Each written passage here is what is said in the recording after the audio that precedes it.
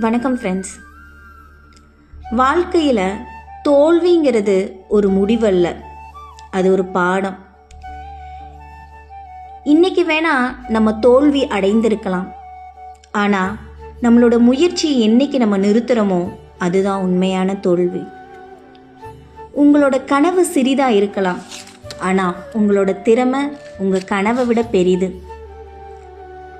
யாரும் உங்களோட பயணத்தை புரிஞ்சுக்கணுங்கிற அவசியம் இங்கே இல்லைங்க. நீங்கள் மட்டும் நம்புங்க, நீங்கள் மட்டும் உழைங்க, அது போதும்.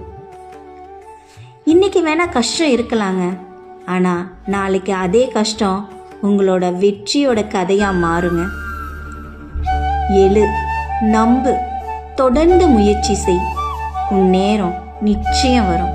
வாழ்த்துக்கள்.